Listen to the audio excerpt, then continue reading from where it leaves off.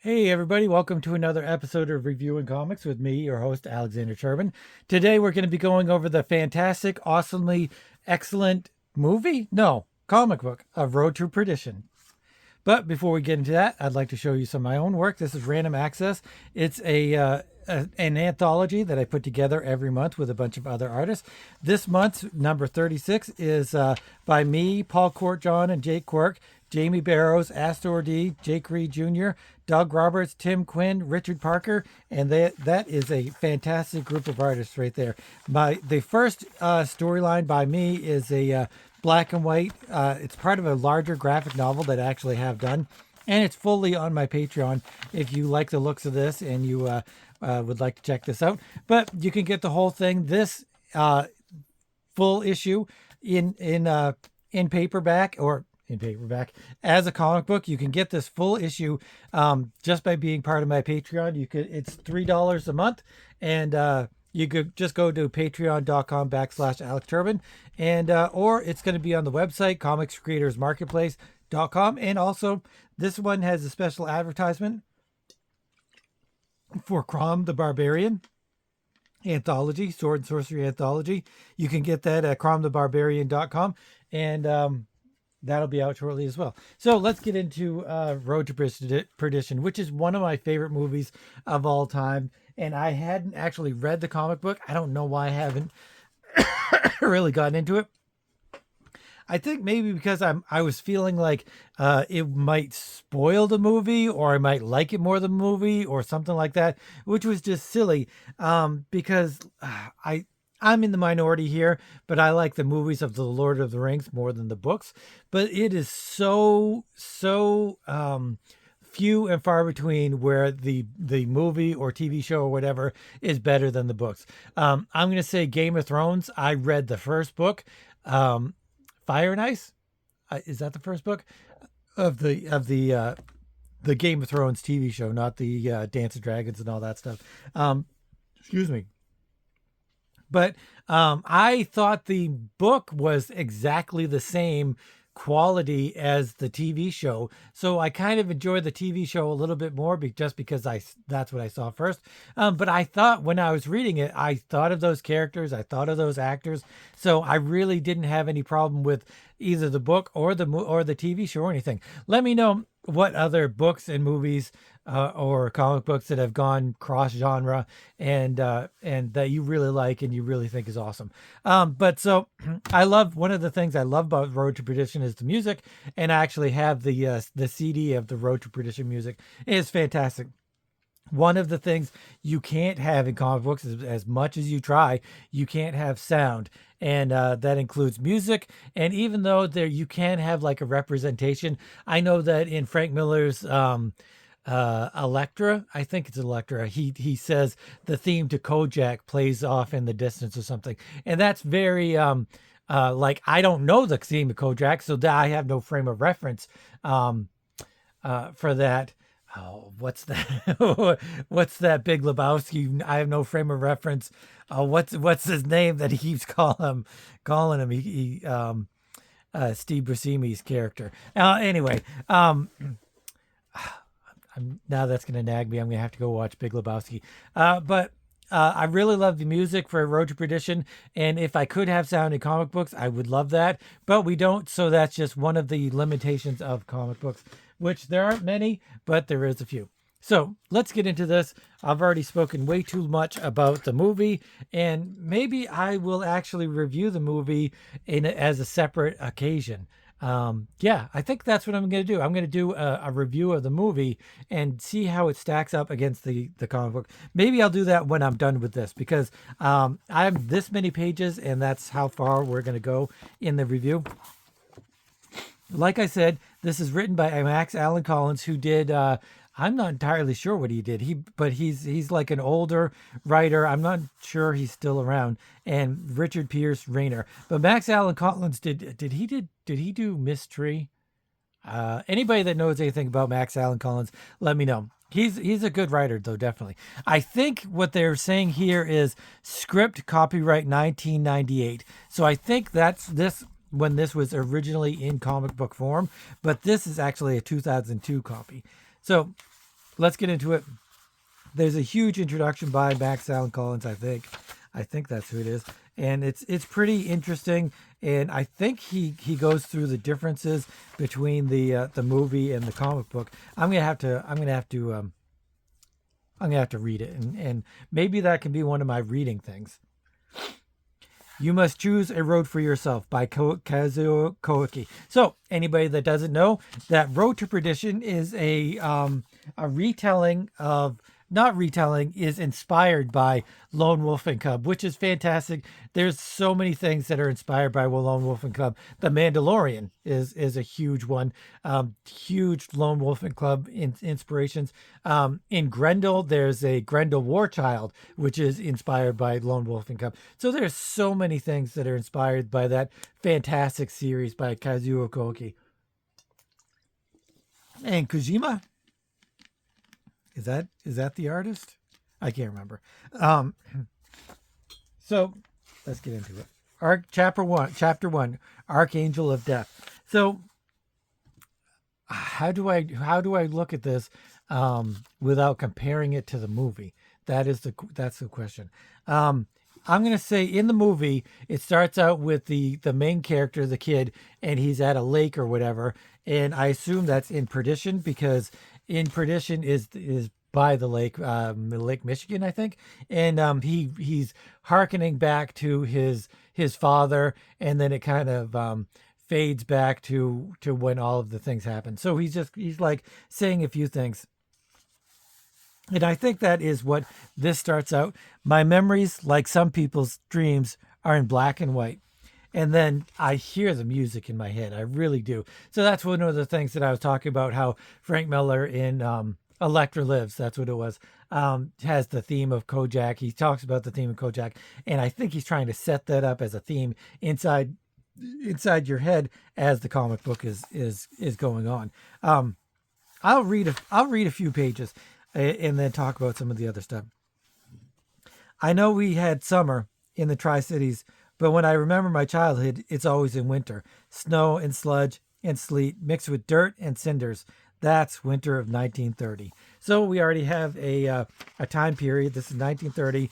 You're thinking Al Capone. You're thinking, actually, now that I think about it, because I have that 1930s horror book comic with H.P. Lovecraft and Robert E. Howard in the works, and it will be done next month. Next 2 months, I'm gonna finish that first issue. But a lot of characters in the 30s. I could totally have Capone in there. I've been thinking about all of these different characters, Tesla, all these characters that are in the 30s. We lived in Rock Island. The other 2/3 of the Tri-Cities were Maloney, and across the river in Iowa, Davenport.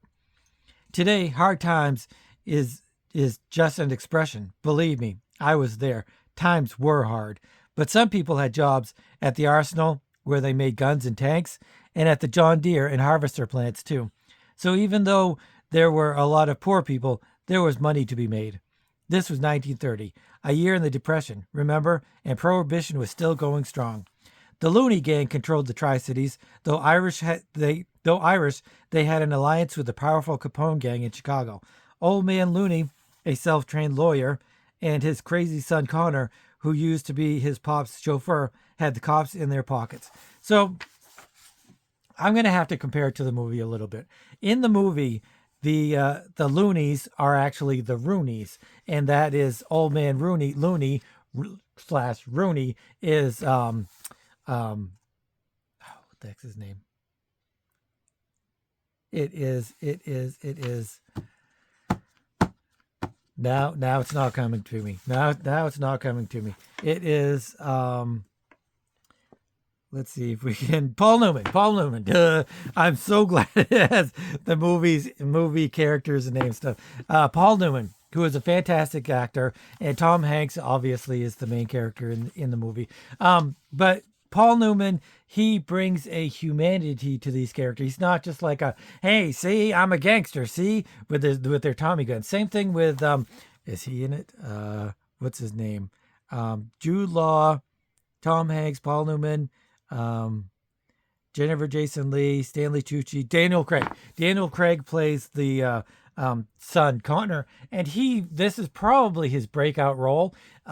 It is really fantastic. And one of the things about comic books versus movies is that as an artist, we're making the characters act.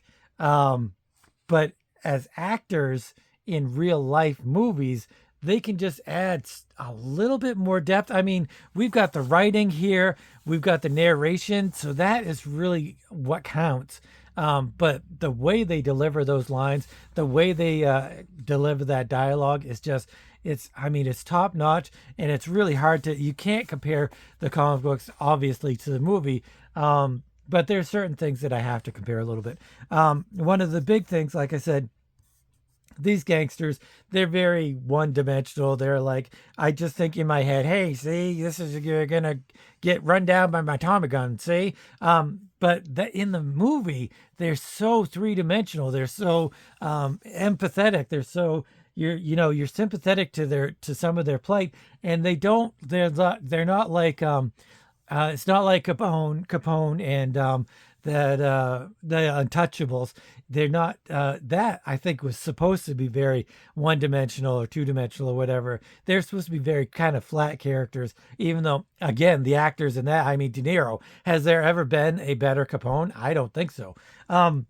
So I don't know. It's just a hard thing to compare movies and comic books.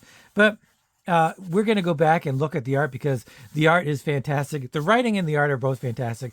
I'm not going to review this and give it a score yet because I haven't read the whole thing and I haven't gone through the whole thing. But once we have gone through the whole thing, I'm going to rate it and compare it to the movie in the score that I'm going to give it.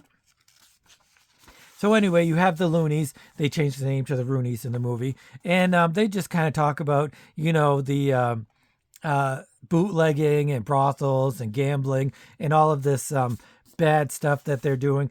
And Mayor Shriver in sanatorium for syphilis treatment. In this, they give a whole explanation of how they use the newspapers, which is very funny because this is really before social media. Whereas, people use social media now to discredit their opponents politically or to dig up some kind of facts or, cause some kind of hatred and discontent. Apparently, they did that in the newspapers. Who'd have thunk?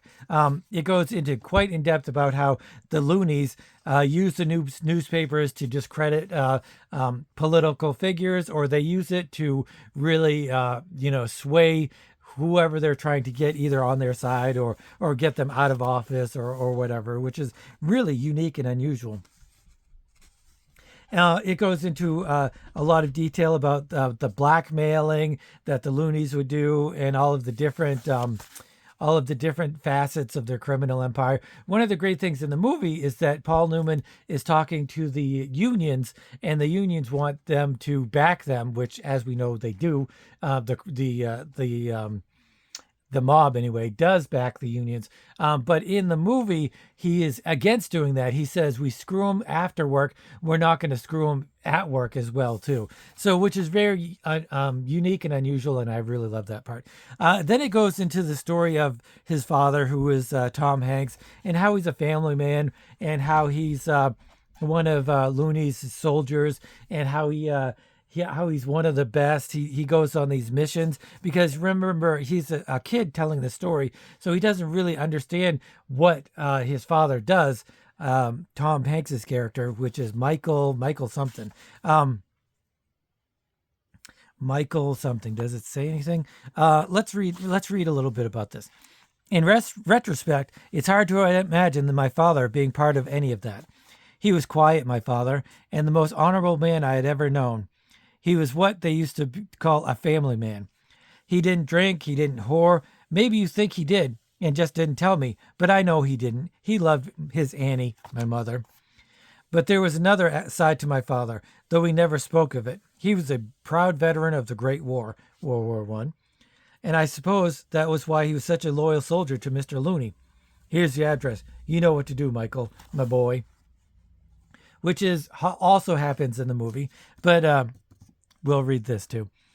Immigrants in America, whether Irish or I think this is him talking like in the beginning. He's writing it down as his memoirs. So instead, in the movie, he's just kind of looking back and talking about it. But in this, he's actually writing it down. Immigrants in America, whether Irish or Italian or Jewish, soon learned that local government ignored them. The only real government was what the Black Hand type mobs provided. So Mr. Looney, he was the head of the Irish mob. Mr. Looney got jobs for his mix at his newspaper and restaurants and in factories where his black man efforts had gained him some leverage. My father, Michael O'Sullivan, had an alliance with the Looneys that went back to the old country. To Papa, Mr. Looney was the government. So this is Paul Newman here as the character, Mr. Looney. I know it bothered Mama, but she seldom asked, and when she did, we don't question how Mr. Looney makes his money. It's not our place. We won't speak of it again. So that's a part that Tom Hanks uses in the movie. I don't know if it's actually in the script or whether he read it here and that's how he transitioned it or translated it. Great job, though, by Tom Hanks, because he really does take that quiet, introspective way that Michael O'Sullivan had and really turns it in on its ear. It gives a fantastic performance. He probably should have won an Oscar for that as well.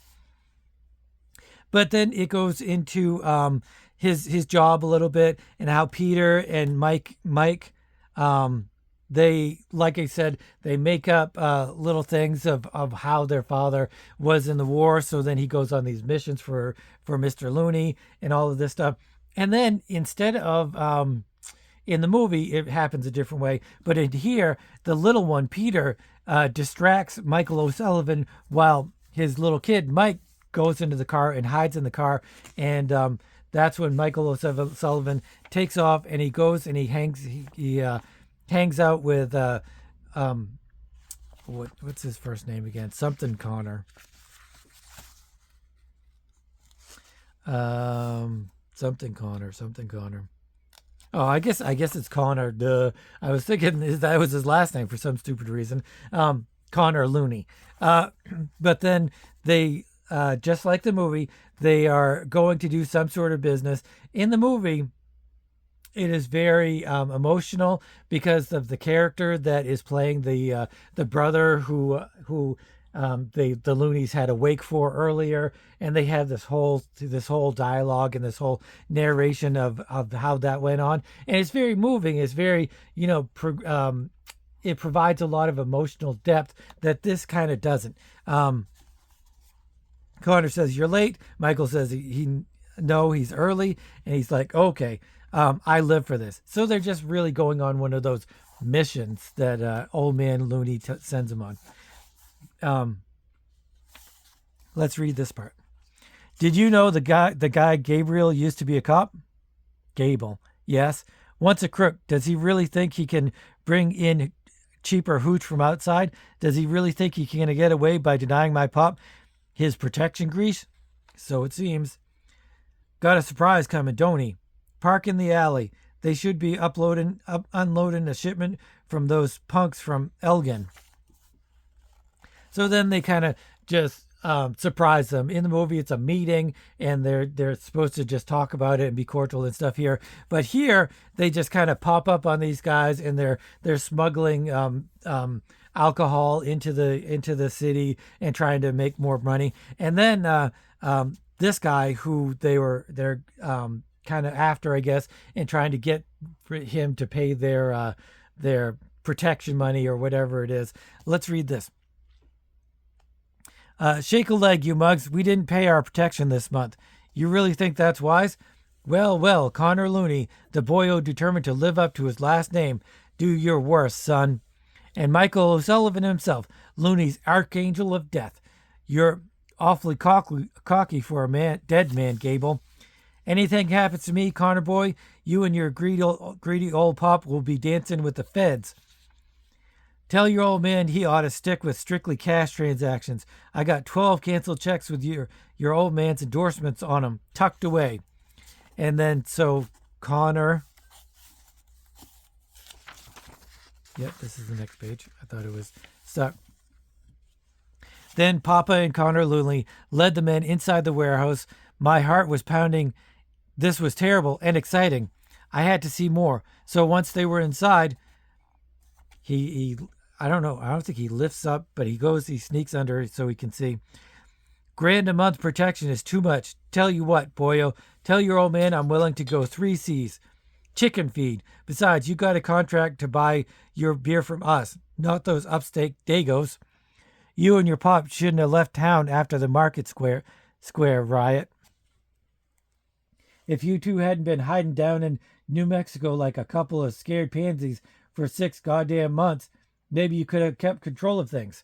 And then Connor takes out his gun and shoots him in the gut, I guess. And then, Jesus, who are you calling a pansy, Nancy boy? Huh? You can stop kicking him. He's dead. You hear what he called me? I guess you know what you got to do. So that's when Michael O'Sullivan lifts up his Tommy gun and just lays down some hot lead on the crew of the big bad guy, I guess. Not entirely sure why the crew didn't attack Connor or shoot Connor as soon as he shot their guy, because they had their guns out as well as Michael O'Sullivan. So I'm not too sure about the time frame there. In the movie, which, yes, I guess I am going to compare and contrast the movie all the time, because in the movie he shoots she shoots the guy, and then before they can do anything, that's when Michael O'Sullivan lifts his gun and shoots them all, mows them all down. So they didn't have a chance to lift their guns. Here they have a chance to, like, they're like, now instead of that, like, wouldn't they just shoot them? But he mows them all down. Michael sees it all, and he's like, freaks out. And, hey, look, over here, we got a witness. And Connor whips out his gun, and he's going to shoot him. But then Michael knocks the gun out of Connor's hand. Huh? It's my boy, Michael Jr. Must have tagged along. And then Michael is sitting in the rain, which I guess, I think it's raining just like in the movie. But he's sitting there traumatized, seeing his father kill all those guys and all of that stuff. And then this is almost exactly like the movie. Stand up. Yes, sir. You saw everything? Yes, sir. You must never speak of it to anyone but me. Yes, sir. So that's where they divert a little bit. They deviate a little bit, because in the movie he says, which I just watched last night or the night before, he says to anyone. He doesn't say to me. He just says to anyone. And he's like, yes, sir. And he says, and then Connor says, this is your kid? Yes, he's given me his word. He'll never speak of this. Never speak of this. You're saying this brat knows not to squeal? He's not a brat. He's my son. He's a man of honor. If you say so, that's good enough for me. It's a little bit more subtle in the movie, where Tom Hanks says something like, I've spoken to him and he knows not to talk, or something. And that's when he says, that's good enough for me. Not even doubting. It's like Connor gives him a little bit of a hard time, but in the movie, he doesn't at all, because he knows Michael Sullivan is a badass, and that he will, he won't take any crap from him. I'm taking off on foot. You take your son home, okay? Okay. And this is one of the places where Daniel Craig is so fantastic, because he just kind of moves his raincoat and says, I think I'll walk. It's a beautiful night, even though it's pouring out. So it kind of shows the state of his mind and the state of what's going on, in that he kind of just shrugs off that violence. So there's a lot of not parables. There's a lot of imagery and metaphors and stuff in the movie that I don't think are quite here in the comic book, and that's kind of what makes the movie so fantastic. And they're kind of missing a little bit of that in the comic book. So we'll go into this last piece, and then we'll read this part here, and then we'll call it a day. I hadn't known who or what my father was. In the intervening years, I've learned more. According to some historians of crime, Papa wasn't just John Looney's chief enforcer. In the Great War, you made us all proud. Now you will be my soldier of soldiers. I will never ask you to employ your terrible talents on the innocent, only the disloyal or other soldiers. soldiers of my enemies will be visited by Michael, my angel of death, my archangel of death. He was often loaned out to other affiliated gangs around the country, including Capone's. By all accounts, he was efficient, unflappable. Was it his somber, almost regretful expression that made them call him the angel? By the time we got home, the rain had turned to snow. What you did was wrong. What I did was wrong? And then Michael runs off. Michael! And then he trips in the grass or whatever. Michael, I just wanted to see you in action. I wanted to be proud. It's natural for a boy to want to be proud of his father, but son, what I do for a living is not to be admired. Then why do you do it, Papa? You know what a soldier is? Sure. And none of this is in the movie. This is, I don't know. I wonder if there's an outtake of this because this is quite a big scene where he actually talks to Michael about what happened, or Mike about what happened. And he kind of, explains it a little bit. It does happen a little bit when they're upstairs and they're talking, but not nearly to this extent. I'm like a soldier, and a soldier does his duty. Even killing, that's what soldiers do. It seems wrong. The church teaches us thou shalt not kill. The church is right, but I have a duty to my family as well. That means I have to work. And being a soldier, son, that's the only work I know. I don't want to be a soldier. Good. And so then I guess we'll just leave it here because they go inside and they talk about some other stuff. But yeah, that's where we're going to stop it. And I really enjoy it. I enjoy it. I will talk about the art a little bit. The art is very fluid and yet very stiff at the same time, which isn't a bad thing. Sometimes stiffness in comics is good because it adds a little bit more realism. If you give characters and whatnot too much looseness, too much excitement, too much or whatever, it loses its reality, and everything is really grounded in reality. This guy who has what's his name again? Richard Piers Rayner. I don't know anything else that he's done. Anybody know anything else he's done? Let me know because I think he's really fantastic. But he's got this realistic looking thing. I bet he had taken some pictures of this, especially the machine plant and stuff like that. But all of his backgrounds are really fantastic. I love this. This looks like downtown Bangor, Maine when I'm looking down at it, because it's just like any of those old towns, old cities or whatever, where you've got the brick buildings, you've got the older cars and stuff. This really could be downtown Bangor. So he does a fantastic job with the backgrounds and stuff like this newspaper. I don't know if this is actually a newspaper and they did some photocopying and stuff like that. I don't think it is because he's got all of this stuff here. But it's really, really fantastic, both in the backgrounds and in the foregrounds. One of the things that I am going to bring up, and then I'm going to go because we're getting at 28 minutes and there's a lot of stuff that I could cover in this book, and we will get to it. But this, I don't know. It's the original this size. This is not standard comic book size. Let's get a standard comic book. It is much smaller than your standard comic book. It's missing 2 inches on top and 2 inches on the side. But all of the panels are only 3 and 4. There's no 5 panels. So all of this stuff is really bigger than life. I much would rather read this either in comic book form or in graphic novel form would be even better to really see all of that stuff. So I don't know if the original comics are in black and white. I mean, not black and white, are in comic book size, or if they're in, or if if it's just like this in digest. I guess that's what you would call it. You would call it a digest thing. But anyway, that I might try to get the originals because I always like to have the originals.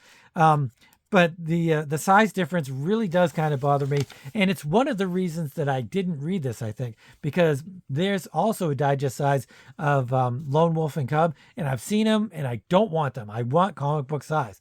So I don't know. This does look like it was shrunk down from comic book size to although it does look like it might be um, drawn 8.5 by 11. I don't know. Anybody that knows anything about this digest size comic book, let me know, because I'm really curious about it. But the art is really fantastic. I'm going to talk more about the art as we progress through the book and progress through the story, because there's a lot to talk about it. And I love the lighting is fantastic. He goes dark when he really needs to, but he doesn't overdo the shadowing and shading. He could totally give all of his characters a lot more of a dark, shadowy way, but he doesn't need to, and I think that's great. So let's call it a day. This is the first part. I don't know. I probably should have gone and seen whether it showed each chapter, but it doesn't. It doesn't seem to. It doesn't seem. Oh, yeah. This is chapter 2. So I guess in the original comic, I don't know. It was broken into 3. So I might have to try to get the originals and see if that's any better. But anyway, we're ending it. I know I've said that before, but we really are ending it here. And thanks for watching. I really appreciate it. This is the kind of stuff, if you're new to the channel, this is the kind of stuff I go through. Indie comics from the 70s, 80s, 90s, beyond, whenever. Anything really that's unusual, artistic, or, is great or weird or whatever. But thanks for watching, and please hit the subscribe button and the notification bell. But even more than that, I love to have conversations about comic books. So anybody have any comments or thoughts about Road to Perdition, either the movie or the comic book or any of that, I would love to hear about it, because I have so many more thoughts about this whole graphic novel and the movie and everything that I just can't wait to delve into it a little bit more. So anyway, thanks for watching, and we've got a couple more videos coming up. I'm probably going to do another one tomorrow, because I missed Mondays and I didn't do anything on Tuesday because we're still working on our counter. But anyway, thanks for watching, and as always, keep on creating.